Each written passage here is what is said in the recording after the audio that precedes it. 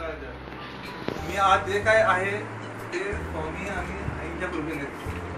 मी एक वेळ अशी माझी परिस्थिती आली होती की मी शून्य होतो, पण त्या शून्यातून मला दोघांनी आशीर्वाद देऊन आज जो आहे मी उभा सगळ्यांच्या समोर. तुम्हालाही सुद्धा सगळ्यांना असेच आशीर्वाद घ्या स्वामींचे आणि सतत येत राहा.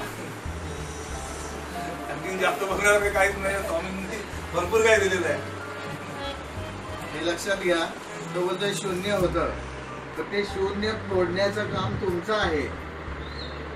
तुम्ही जर शून्यात बसलेले आहात, मी बळ देतोय, तर त्या शून्याच्या बाहेर या, शून्य फोडण्याचा प्रयत्न करा. असेल माझा हरी देईल खाटल्यावरी, असं होणार नाही. मलाही कष्ट करावे लागतात. मला आयतं मिळतं का? काही नाही मिळत.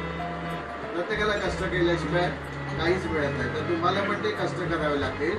स्वामी बळ देतील, मी आशीर्वाद देईल की जा पुढे मी आहे, जा तू परीक्षा दे, तो जा इंटरव्ह्यू दे, काम कर. तेव्हा मग तुम्ही संजय घोसाळकर व्हा. मी ज्यांच्याकडे काम करतो ते गुजराती सेट आहेत. त्यांच्या तोंडात हमेशा शिव्याच असायच्या. मी त्यांना फक्त स्वामीने सांगितल्याप्रमाणे त्यांच्या डोळ्यात बघून हरिओम हरिओम सर हरिओम सर असं करतो. आता ते सुद्धा सगळे हरिओम हरिओम करायला लागले.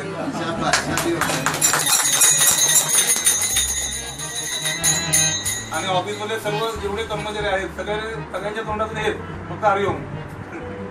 भयानक शिव्या द्यायचा. पहिल्या दिवशी बोलला की खूप शिव्या देतोय. म्हटलं देऊ दे.